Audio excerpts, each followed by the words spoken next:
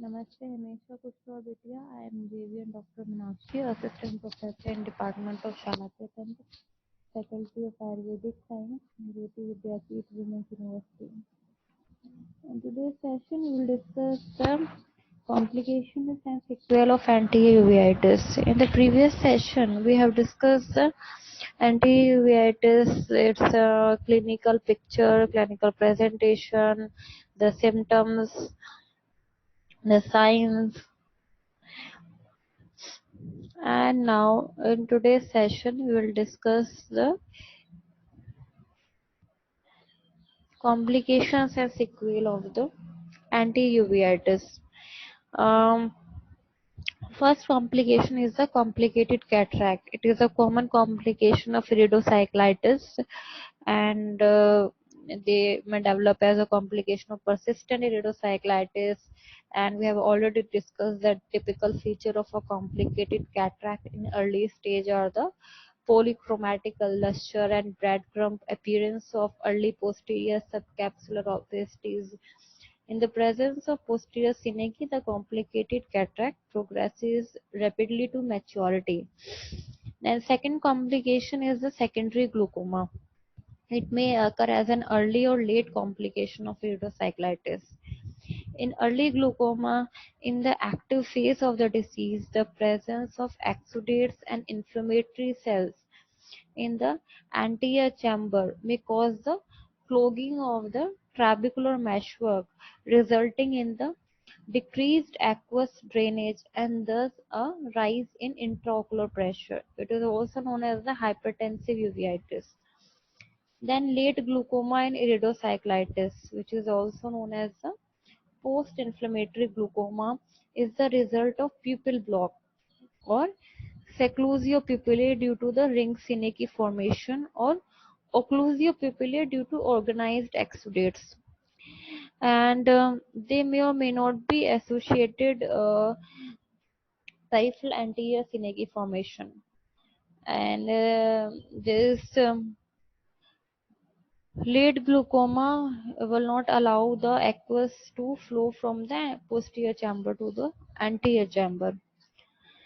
Then next complication is the cyclitic membrane. It results due to the fibrosis of due to the organization of exudates present behind the lens. There is the fibrosis of the exudates present behind the lens. It is a late complication of acute plastic type of iridocyclitis. The next complication is a choroiditis. It may develop in prolonged cases of iridocyclitis owing to their continuity.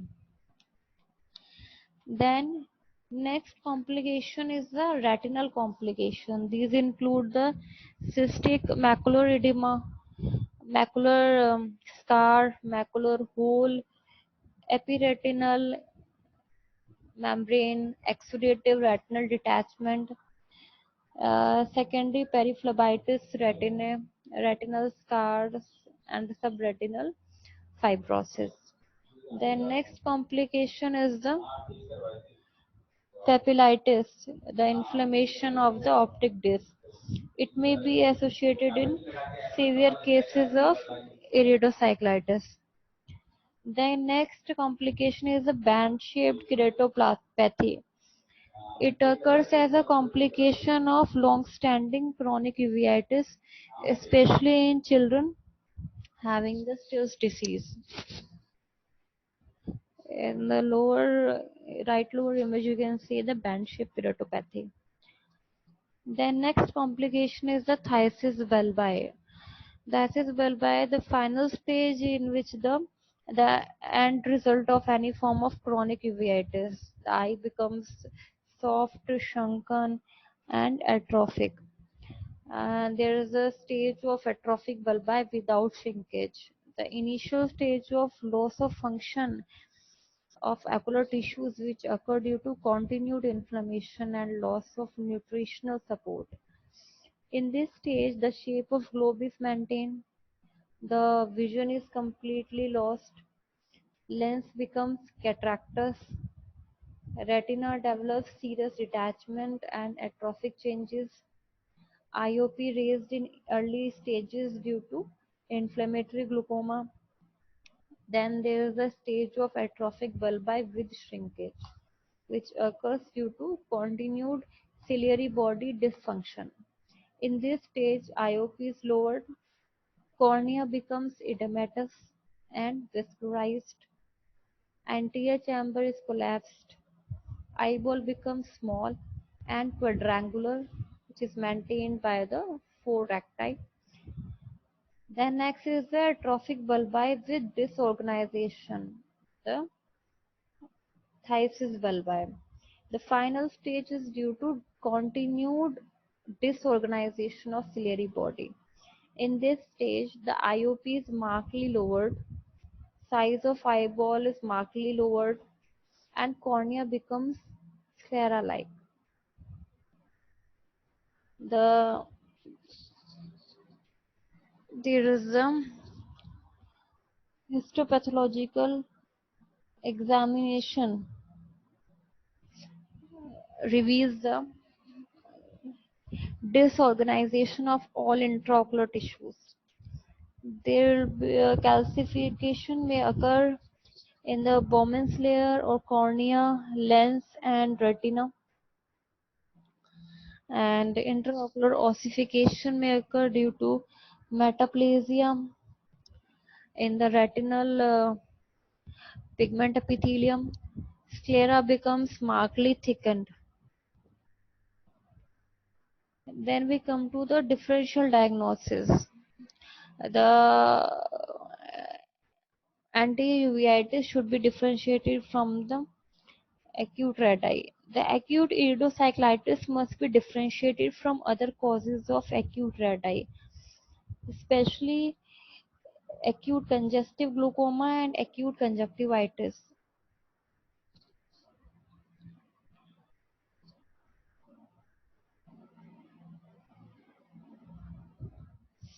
Then next, the granulomatous versus non-granulomatous uveitis.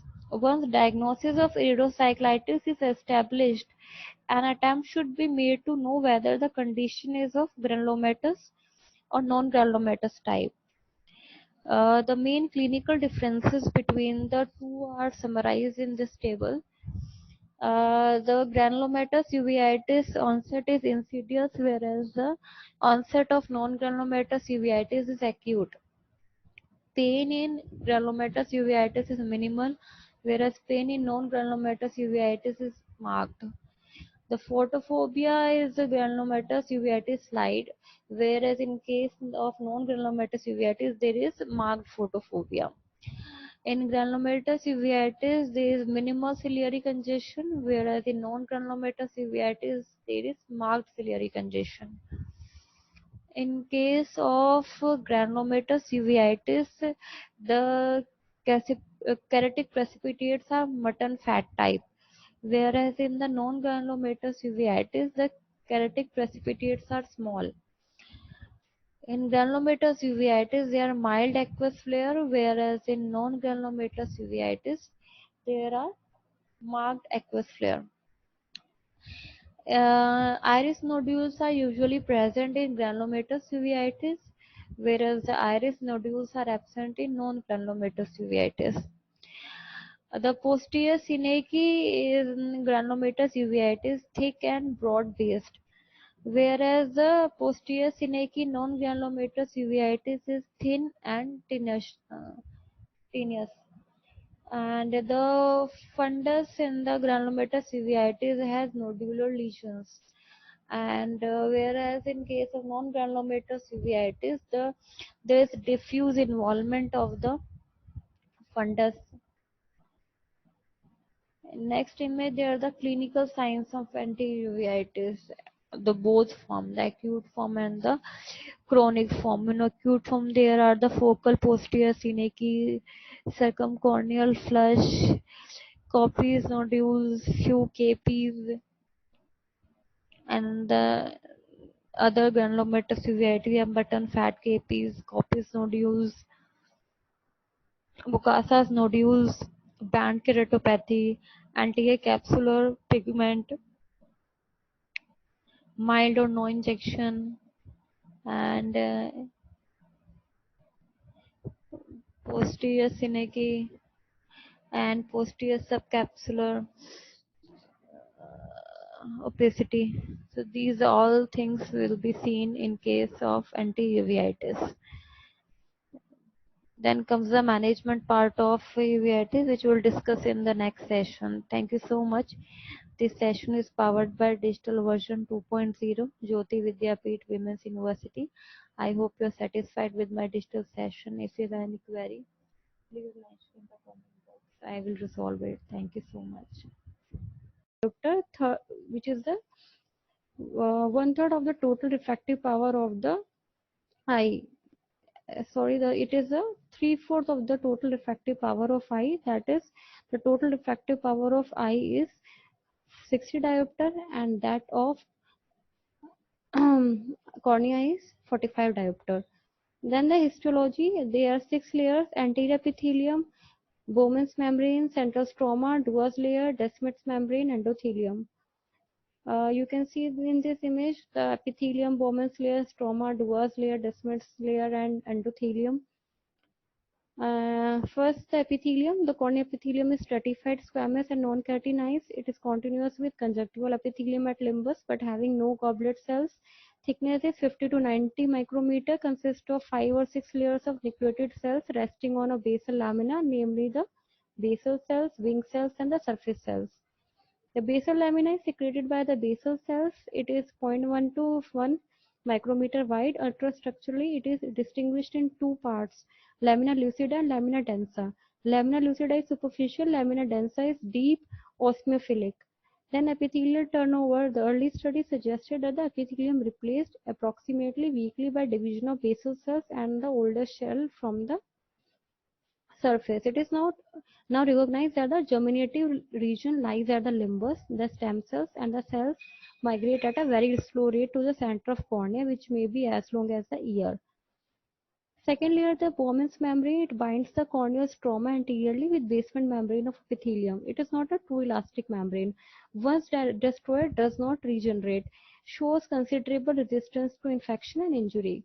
Third layer is the stroma, which is 0.5 mm thick. The stroma or substantia propria occupies about 90% of the total corneal thickness.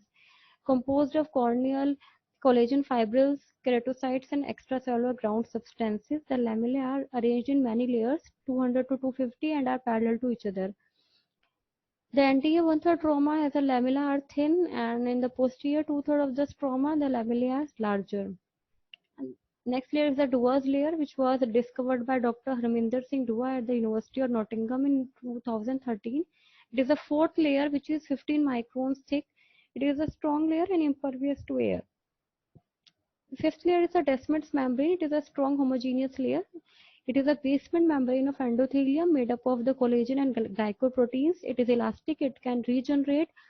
It has a resistance to chemical agents, infection, and pathological processes. The peripheral rim of Descemet's membrane is the internal landmark of the corneal limbus, and also it is the anterior limit of the trabecular measure, which is called the Schwalbe's line.